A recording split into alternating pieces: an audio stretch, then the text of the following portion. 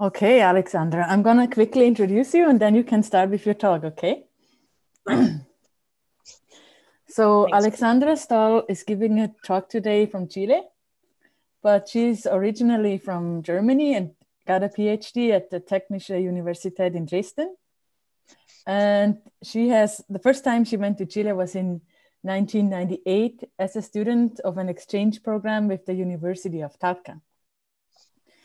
And since 2008, she has been working with CEASA, which is the Centro de Estudios Avanzados en Zonas Aridas. And she led the Laboratory of Applied Microbiology there. And in her research, she focuses on microorganisms, mostly bacteria, from the Atacama Desert in their natural environment. So she's gonna take over now. Okay, thank you, Leticia, for the introduction and also for the invitation to the talk. I'm going to talk, or my idea of the talk is to introduce a bit on the microbiome dynamics associated to a phenomenon which occurs in the Atacama Desert, and it's called the flowering desert or Atacama flowering desert. And this research has been carried out by a group and also in collaboration with German colleagues, and a master student, which is Juan Pablo Araya, and it was the main part of his master thesis. So when we talk about the Atacama Desert, most people would imagine something like this landscape, a very wide and scarcely populated place. And when you look at the map, like Atacama Desert extends from the, sorry, just to get the laser pointer, extends at the western shore of the South American continent, and is known as one of the driest places on Earth. And it's also a very ancient desert, and depends when the place you consider or the author you read, you have ages of the dry environments from 4 to 9 million years, and there are places which are considered to be 23 million years of very, very, very low water availability in the Atacama Desert. So this is around the dry core, and this is what the Atacama Desert has been always famous for, right? But the Atacama Desert also can look like that. And if you wonder, well, this can happen, well, this is just linked to the El Nino or ENSO phenomenon, which is a certain climatic circumstances where the Atacama Desert gets unusually high precipitation events every now and then. And every now and then really means, if you look at the map, at the time scale here, you have it. You had one in 2010, 2011, which were two subsequent years with high precipitation. And then we had the long extended drought. And in 2015, where the study is settled in, we had another precipitation event. So usually between one El Nino and the next one is about 4 to 5 years period of very, very low rain. We have here, and this is the southern limit of the Atacama Desert, Caldera, which is also a coastal city. And you can see that the precipitation anyway, even in a rainy event, is 25 millimeters per square meter, which is really, really a few amount of rain. But it's enough to awaken a diversity like this, which is, whoa.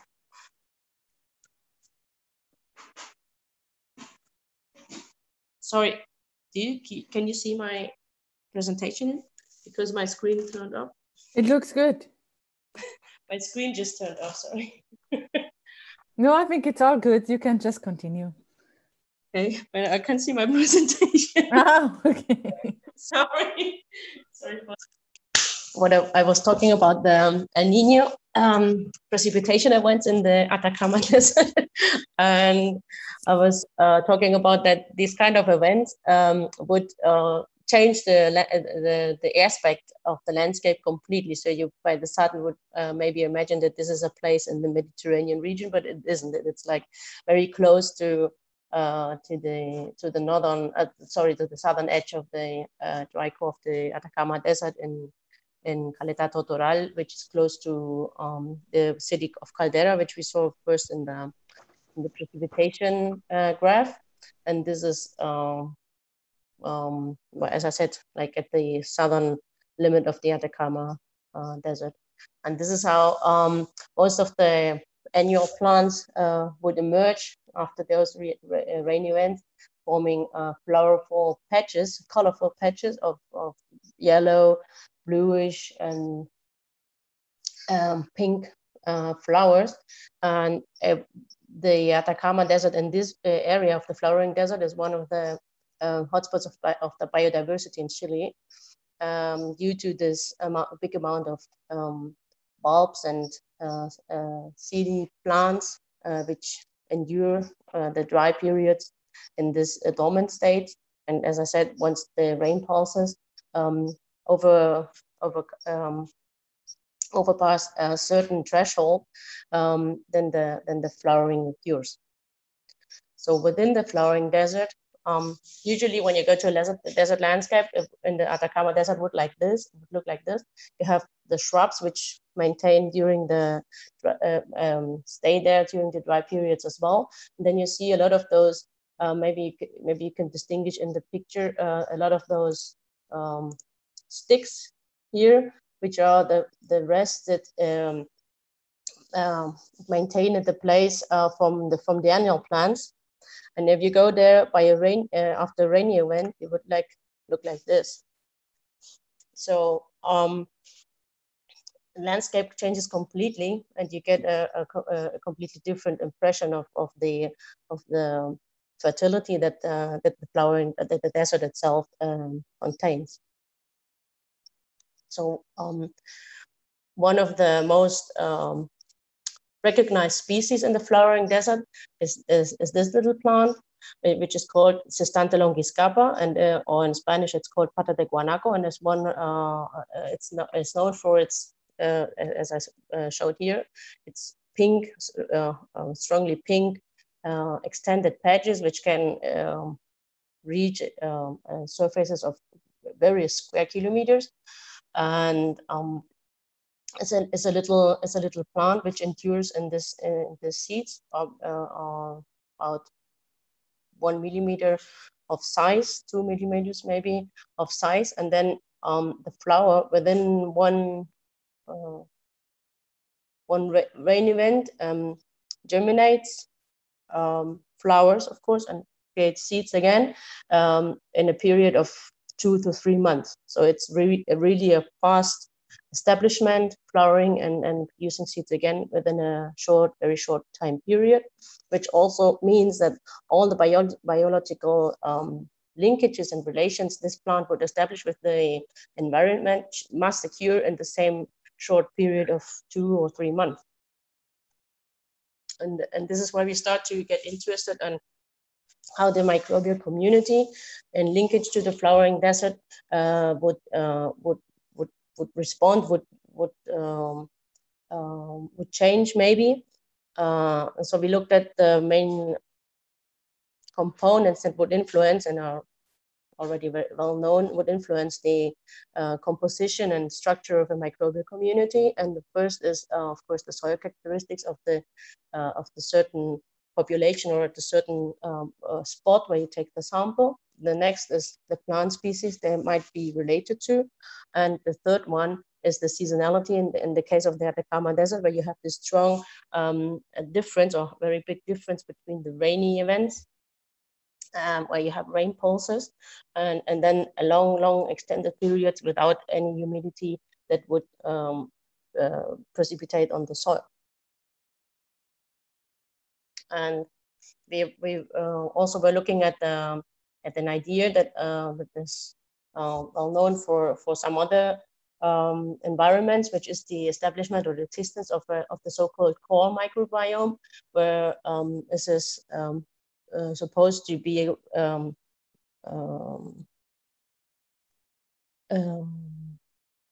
what's the word? To be made of or consist of different microorganisms, which are constantly enriched in the rhizosphere of a plant, in this case, and would be stable, independent from the place where the plant is growing at, or would also be stable during the development state of the plant, and would represent a small fraction of the rhizospheric diversity. But those species, those microbial species, would fulfill very important functions for the plant, ecological functions like nutrient. Increasing nutrient availability, or maybe also for defense against pathogens, or even against nematodes or something like that. So within this biological context, we wanted to find answers for two research questions. First one is, would Cystantha longiscapa in its natural habitat maintain a core microbiome associated to the rhizosphere? Therefore, we looked along at of a aridity gradient from the average rain. We will see it's around from 15 to 80 millimeters a year.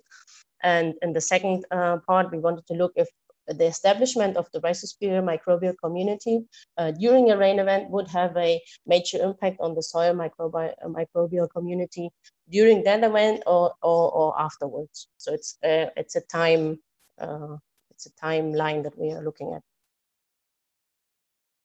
So therefore, we selected within the natural habitat of the plant 3 sites, which is Quebrada Seca, El Algarrobo, and Pajonales.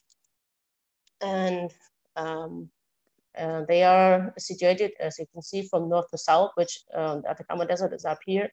The core, the tricore is more or less here where the Antofagasta region continues. And so you have the north-south gradient here, and the north-south gradient in the Atacama Desert is associated to a precipitation gradient. Also, the sites have different soil characteristics, and the main differences are located, for instance, in the soil pH, and also in the content of the organic matter and some of the nutrients associated to the site. They are not exactly at the same distance to the coast, which is also important because this coast has an influence of coastal fog.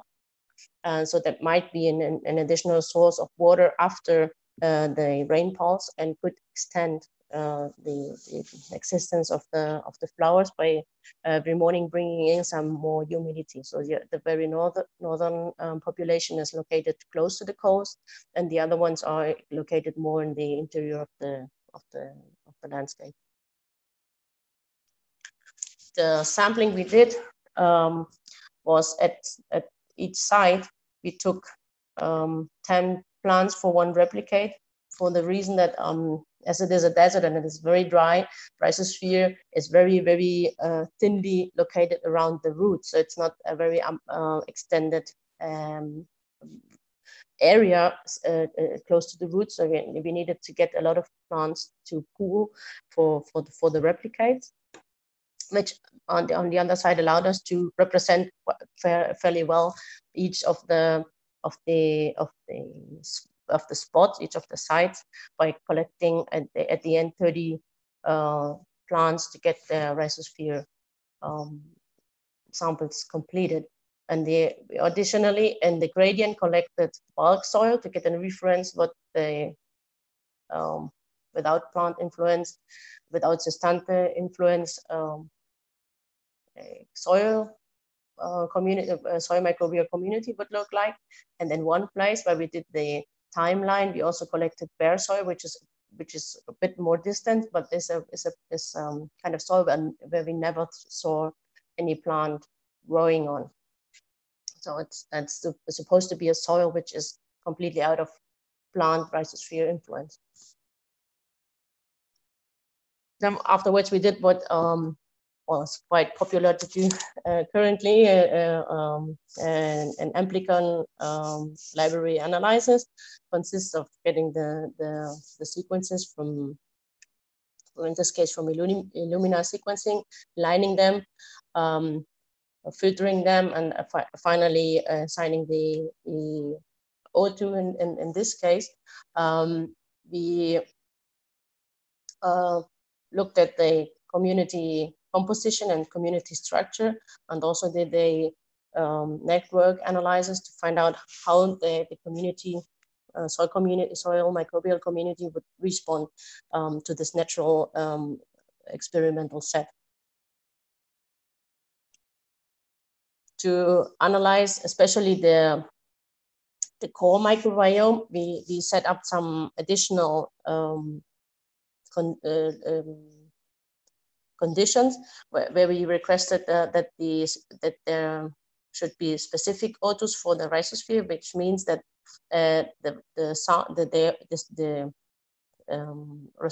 respective O2 should be present in all of the 3 replicates from the rhizosphere, from that site, and it should be at least 3 times increased compared to its presence in the bulk soil. So we can really think on that this is a species which has been enriched by the presence of the plant. And on the other side, we found some exclusive O2s which only were found in the rhizosphere and not in the bulk, which could have 2 ecological backgrounds where I come back later to.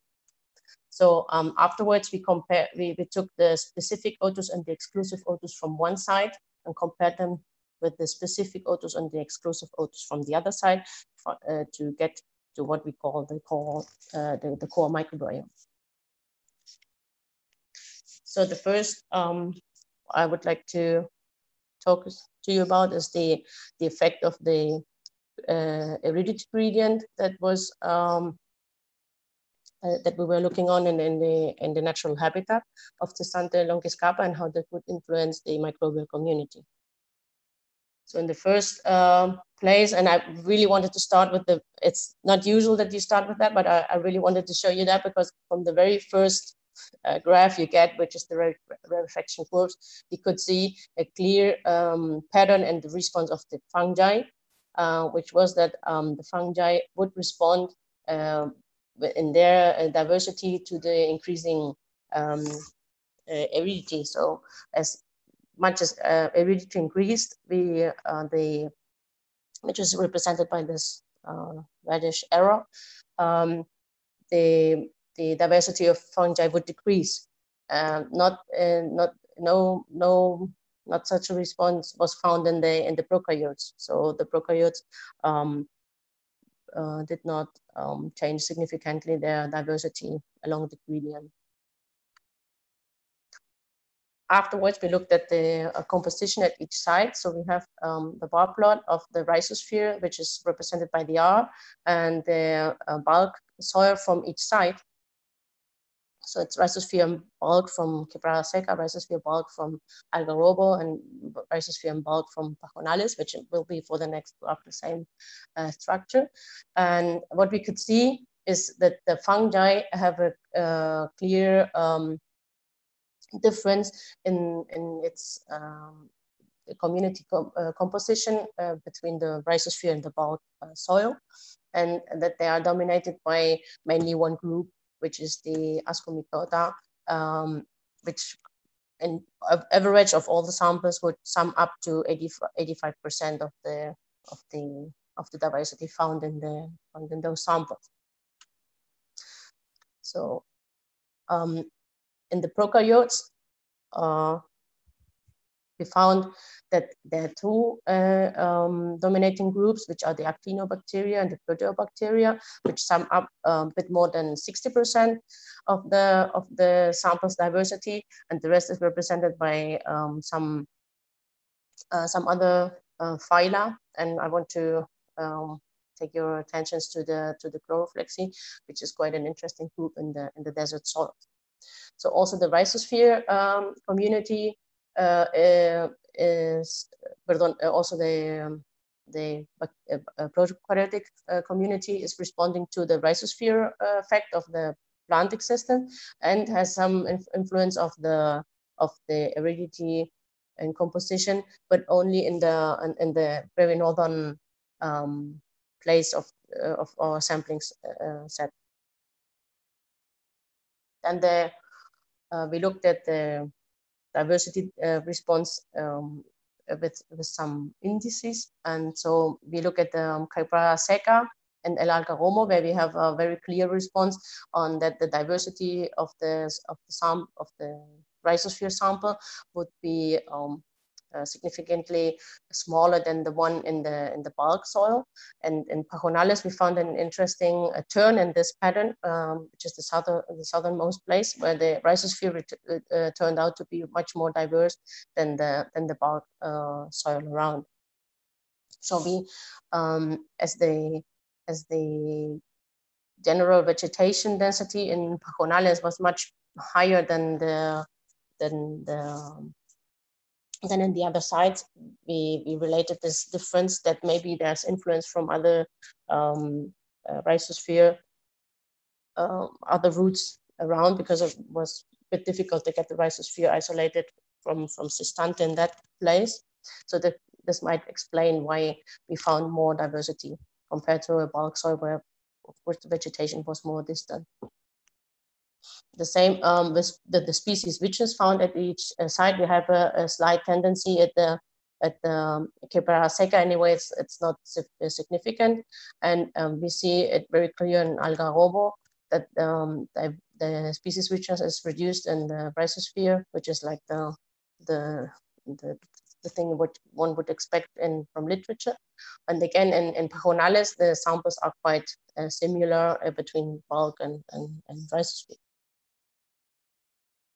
When we look at the bacteria and archaea, again, we see that the diversity as regards to the Shannon index is higher in the bulk soil and the northern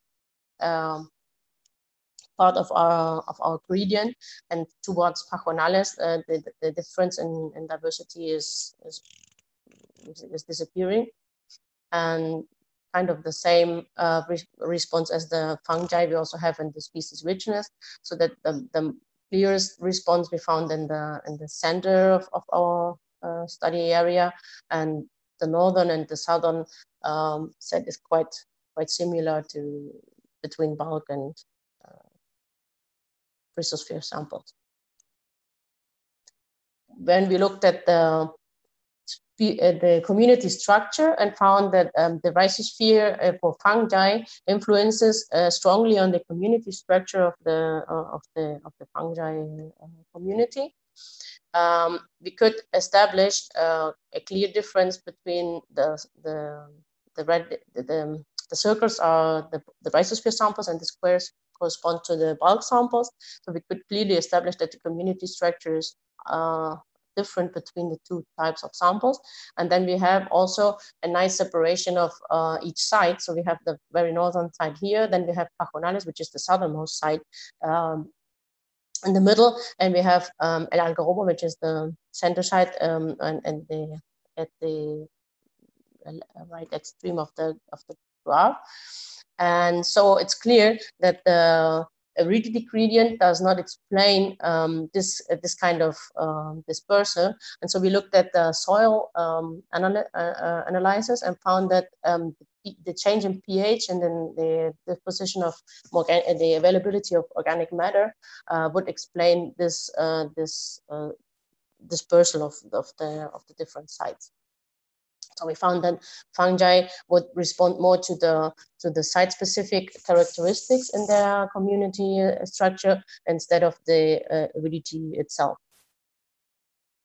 In the prokaryotes, we also could distinguish at Quebrada Seca clearly the bulk, the rhizosphere samples from the bulk. In Algarrobo, we have quite a continuous dispersal of the sample, so it's not a significant difference. Even so, they group at least the rhizosphere samples would group together, and then pajonales is that they group so closely together that at the end the community structure is quite similar between them. Again, when you look at the general distribution of the three sites, you could clearly recognize that there's no influence, no major influence of the aridity on this community structure. And then we checked again, as we did for the fungi, if any other soil parameter we registered would explain this this dispersal, and we couldn't find any correlation to that pattern. When we looked at the co-occurrence networks, we could identify three clusters which are very interestingly composed. We have one only bacterial cluster, we have a fungal cluster, and we have a mixed cluster which occur along the three sites. So the bacterial cluster is the most distributed one. It occurs at each site, but is diminishing in its occurrence, in its abundance southwards. So it's very abundant in the rhizosphere in the northernmost side, and it's well, very diminished, very decreased in the southernmost side. The fungal cluster is a very special occurrence which mainly was found in El Algarrobo. And then we have the mixed cluster, which is found at each site, but increasing its abundance slightly southwards. So we can't find the fungal cluster in the the fungal cluster is present only in Algarrobo, and the mixed cluster is increasing its abundance southwards. And we can't find, hardly can find it in the Quebrada Seca samples, but it increases southwards towards pajonales.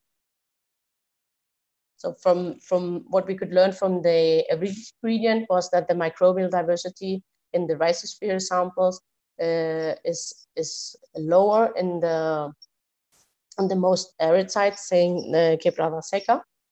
And we could see that the rhizosphere affects the composition and structure of the microbial community in both in fungi and prokaryotes. We can say that at least for that sample set, aridity was not the predominant factor for the structure of the microbial community, and only the fungal community somehow showed response to some of the site-specific chemical parameters found for the soil. So these are, when you look at all the information we found, often we re-encountered patterns that are known from other ecosystems, but altogether the response of the community in structure and in composition is quite interesting, because when sometimes you find that they're contrasting between one another. Like let's say that you would expect the aridity would be a predominant factor in such a dry place, but by the sudden it's not so important. There are other characteristics which are much more important once aridity is not a problem anymore, saying in a rainy year. But afterwards, we wanted to look if along this gradient with more detail, we can identify this core microbiome. And so what we did, as I said before, we looked at the specific and the exclusive samples of the rhizosphere, and we found in fungi, we found that the number of exclusive O2 in each site. At the first we thought, oh wow, this is a gradient, we can find it again. But then in pajonales, as a kind of an exceptional place, the number of exclusive O2s decreased again. So we have, and if you take it as an average, it stays more or less the same And in the prokaryotes, you have a slight tendency to increase too, but finally between Pajonales and El Algarrobo, the number of exclusive rhizosphere O2s is reduced, is more or less the same. So the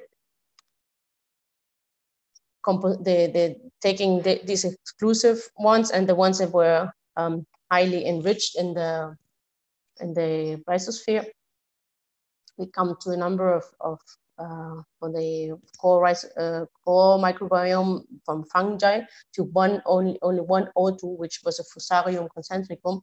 And if you look at literature, this is described as a pathogen for some horticulture species. So we are wondering if instead being a beneficially associated fungus, it might be a kind of an infection which is present at all the sites. For prokaryotes, we found that 5 prokaryotes, in this case 5 bacteria, were shared along all the rhizosphere samples we took, and those 5 are mainly related to what is called PGBR characteristics. So they are kind of linked to defense increasement or to nutrition improvement. This is very interesting, as especially these species are expected to be present at the rhizosphere in the whole natural habitat, and also in the whole time through is short lifespan. So apparently there's a small group of bacteria that strongly interacts with the plant.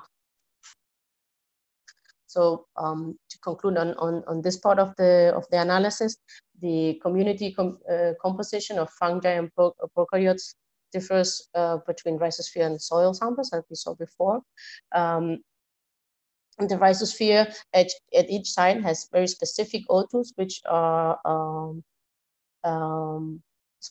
for fungi as well as for prokaryotes, and there are some which are not shared between the sites, and others which are the ones that we have identified in the core are shared along the sites. In fungi, the number of the number of specific O2s increases when it gets a bit wetter, and then in the prokaryotes, this pattern is just the other way around. So when we look at the core microbiome, we could find 6 O2s, which are significantly associated with the rhizosphere community along the 3 sites. And as I said before, we could identify specific features of those species, of these O2s, which are linked to nutrition and defense in the plant interaction. And to go to the end of the last part of the talk is about the timeline we were studying in the link to the rhizosphere community and its impact on the soil microbial community during a rain event, or let's say from a rain event to a dry year. So I just turned the pictures here because the first sampling year was in 2015, which is a massive flowering desert event, and 2016 was the dry year. It's very important when we go to the sampling strategy, because in 2015 we would call our samples the active rhizosphere, and in 2016, as you see, there's no annual plants here, and we call it the dormant rhizosphere. So what we did is we go to those places where you can see the sticks here, which are the plants that the plant rests, the indicator that last year there was a plant there, and we took soil samples from where the root were from these. So this would represent the dormant rhizosphere. Again, in this place, just to remember, we have the rhizosphere samples, active or dormant. We have the bulk samples, which are in between a patch. And we have the bare soil sample, which are taken from out of the patch. And as I said, in 2015, where this massive bloom event was, there was the first sampling year in 2016 when no rain, literally no rain occurred as the second year. So what we can see again is a very clear response from the rarefaction curves on of fungi, which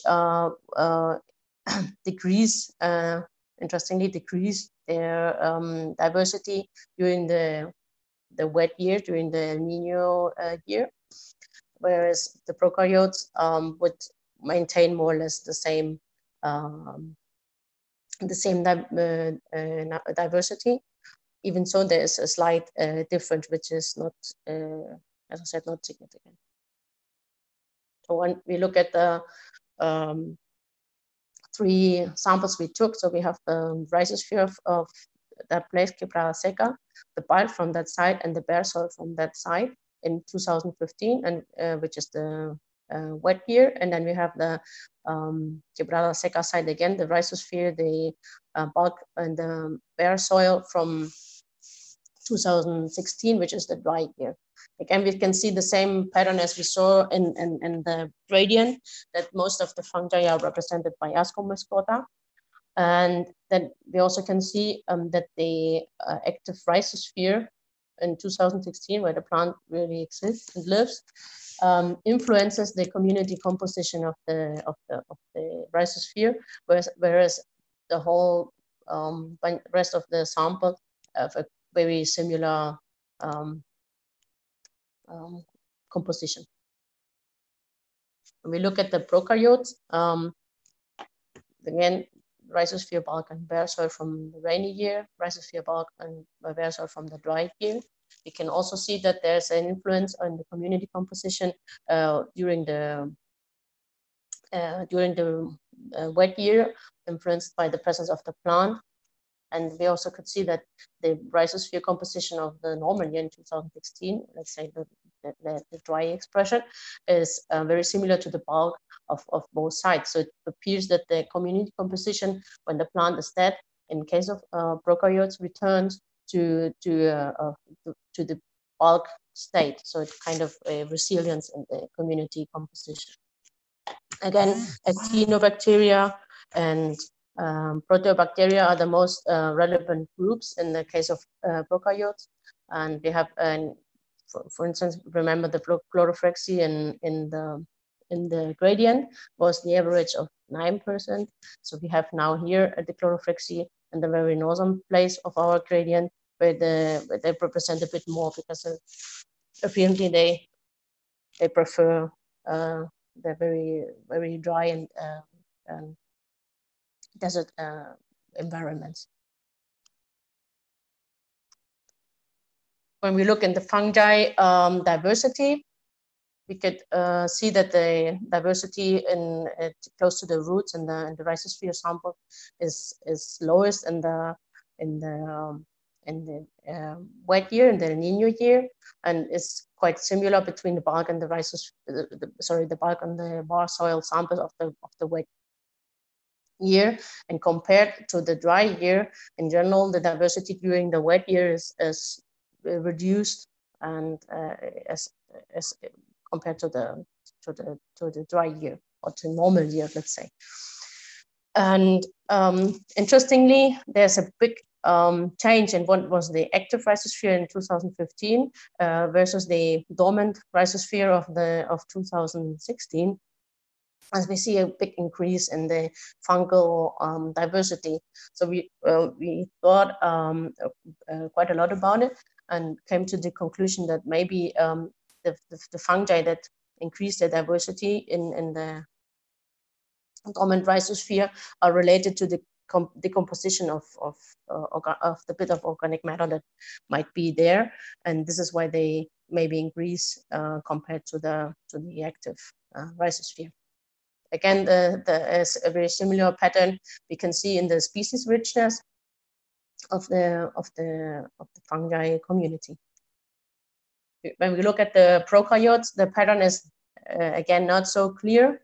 Even so, we can see that the prokaryotic diversity and species richness is decreased in the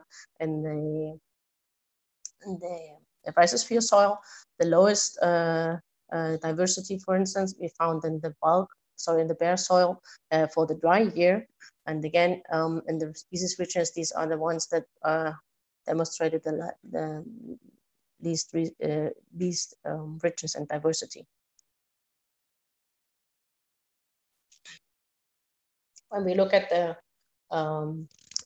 community structure, the one thing we can clearly see for both types of microorganisms we looked at is that as the fungi as well as the prokaryotes in the rainy year associated to the rhizosphere have a very distinct community structure, whereas for instance the bulk and bare soil samples as well as the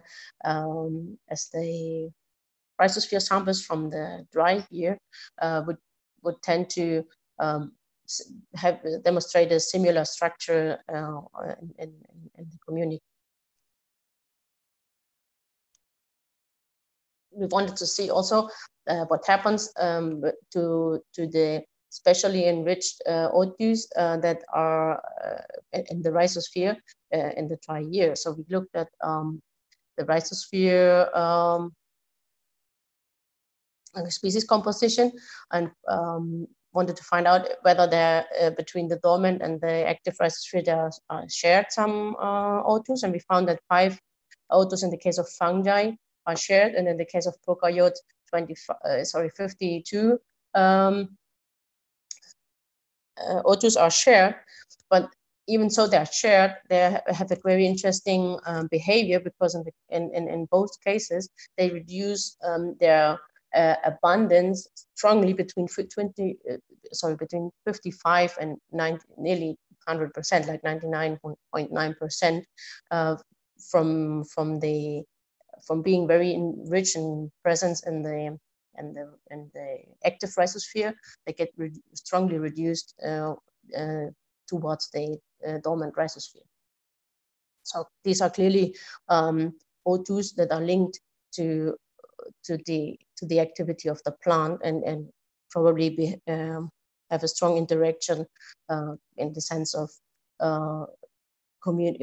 ecological functions when the plant is alive and has a big requirement of nutrients, and maybe also disease defense when having to confront the whole life cycle in a very short period of time.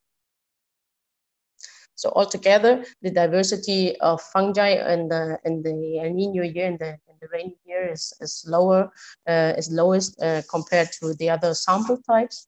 The composition and structure of the microbial community, prokaryotes and fungi in the active rhizosphere is very, very different than from the other samples that we took. The bare soil community was more or less stable between both years, and there are specific O2s that enrich the activity of the rhizosphere of the El Nino year, and could, as I mentioned before, could play a very important role in beneficial interaction with Sestanthelonchus kappa. So the general conclusions that we could gain from our study is that the Sestanthelonchus kappa actively modulates the microbial community, which is associated to its roots in both structure and composition of the fungal and prokaryotic community. Fungi and bacteria would respond clearly with different patterns to the different environmental conditions which we studied, let's say in the gradient and also in the time series. Aridity only influences the community composition of fungi and bacteria, but was not found to have a major impact on the gradient, and is only noticeable at the very edge of the very driest edge of our sampling gradient. In general, aridity was not the most important factor for structure in the microbial community, which is very clear in the prokaryotes and also quite visible in the fungal community. And we could identify a core microbiome, which is clearly associated to the rhizosphere of the plant, and would, as we checked the species we could identify, would be associated to beneficial interactions with the plant in its natural habitat. So this is more or less what I wanted to tell you about. I want to thank you for your attention.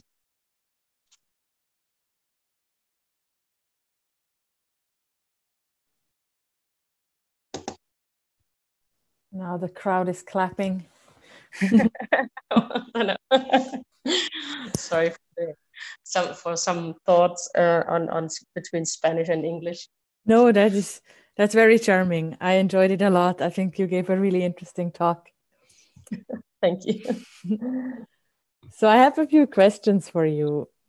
And one to start with is that I was intrigued by the difference in fungal composition between the rhizosphere and the bulk, even within sites. And I was wondering whether you could talk a little bit more about this, what you think, why that there are so different fungi in these two different sites that are actually pretty close.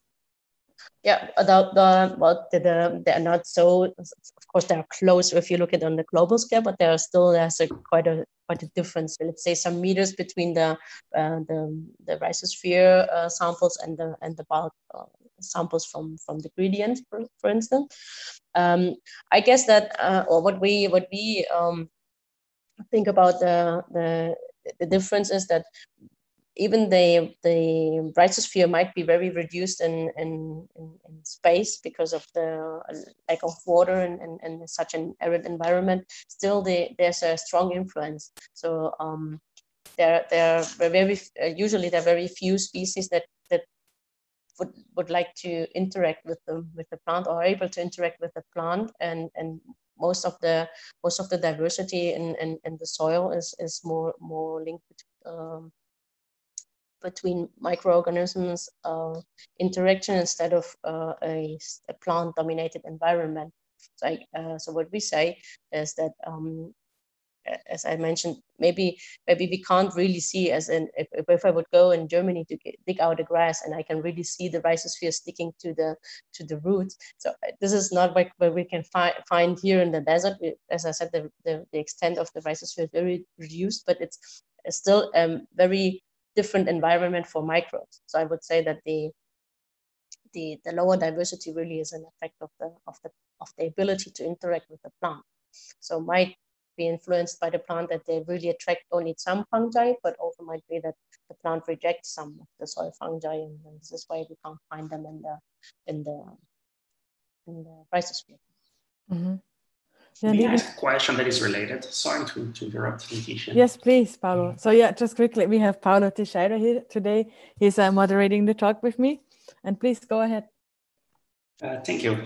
So I found it very interesting that in one of the sites, I think the name was Pahonale, the rhizosphere was more diverse than the bulk soil for fungi, while on the other two, it was the opposite. So could you comment a little bit on this? Why do you think this happens? Yeah, well, I tried to express that a bit, because maybe you can see it in the picture. Here we have Cystante, which is that plant with the very pink flowers, and you have another plant in between, which is a completely different species. It's and they're like growing mixed together. Even so, the patch is dominated by the Cystante plant, which we studied. The other one is mixed in between, and if you look closer, it's also quite abundant. And this is kind of the situation that we find in Pajonales. So we don't have, as we have in Quebrada Seca, a clean patch of Cystante stands alone. So we have a mixed patch. And we think as that the plants are growing quite close together, that the enriched fungal diversity might be that the roots of those plants are like intermixed, and altogether they attract. So what we have is in the Pajonales sample, maybe not the clear rhizosphere from Sestante, but kind of a mixed representation of roots from other annuals there too. So they maybe attract other species. So this is how the number of species, fungi species would increase versus a bulk soil where we would look at the place in between plants. So we would take care that there's no roots very close. Mm-hmm. Thank you. Also, interestingly, maybe remember from the gradient analysis, Pajonales has not the highest organic matter, and so we can't attribute it to such a more common thing, because especially in Pajonales, unexpectedly for us, the organic matter was lower than in the middle of the gradient. So I'm really hesitating to say, well, this is because there's more organic matter and there are more fungi anyway. So it's not. So I would prefer to think that maybe the interaction of more plant diversity at the same place would generate a more mixed rhizosphere, as they really stand close together. It's like going to really going to feel, and you can't find their place any between the plants. So I was wondering, in one of the first slides where you introduced the Sestante longiscapa, when, I don't know if you can go back to it, but I just remember when I looked around in the picture, it looked like there were a couple of snail shells in the sand. And I was just wondering, how did they get there? I mean, we very paid attention very well to that picture. Yes, and the flowering desert is only. Maybe you remember from this picture that the flowering desert is not only made of Sestante longiscapas, but of a bigger diversity of plants. And one of the groups that is really also abundant in the flowering desert are the bulbs. These kind of species, which for instance, as I said, Sestante longiscapa and Zephira, and Nolana would maintain themselves in a dormant in the seed state, with respect to the other ones, which maintain themselves as bulbs. So there are some, like, let's say 80 centimeters underground, and once the rainfall comes, they germinate from the bulb. They come up from the bulb, and these snails, which you see here, they are linked to the bulbs. So once the bulbs awake and grow, these snails also awake. So they are dormant in the soil as well, and stay there for 3-5 years until it rains again, and then they emerge again when the plants get alive. What I don't really know is that if they survive in an egg, because I'm not zoologist, so I can't tell you. I can't remember if they survive as an egg and then they are born, or if they also survive, which I would guess, because they grow. They also survive as a born snake. So as a born snail, and would be dormant and for years in the soil. So the same happens to a lot of animals in the desert. So you have insects too, which get dormant during the dry periods and awake, and you have a link to the flowering desert as a bloom of life from the plants. You also have a boom of life of other life forms. Okay, this is very interesting. And then in one of the following slides, you have the first time where you show the bacterial composition of some of these samples. Yes. And that was one. Yeah, this one. Is this actually one here? Yeah, is this a real one? Yeah, this is from a publication, but it's not ours. Okay. Sorry. Yeah, because exactly. I was looking at the distribution and I was wondering what are the molecules doing there, but I guess that's not. No. I just took a picture for illustrating that the community would change, for instance, on seasonality and different samples. So it was just to show a variability in the community. It's just an illustration. So Okay. no, not taken from us. And then you also mentioned in your talk that we should pay special attention to the chloroflexi. Yeah, the chloroflexi is an interesting group from the desert soils, and I found it very interesting that they would associate so strongly with the plant. And this is and it's really not very known what they would do with the plants. Yeah. So I see. But they are more known for other sorry. Sorry, just a second.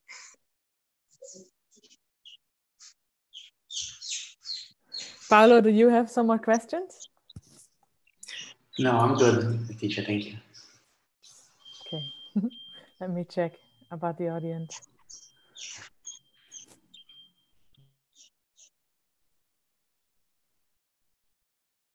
Maybe I can take the chance to promote a network that has been created recently in Chile, which is the please do. Just go ahead. the network of microbial ecology,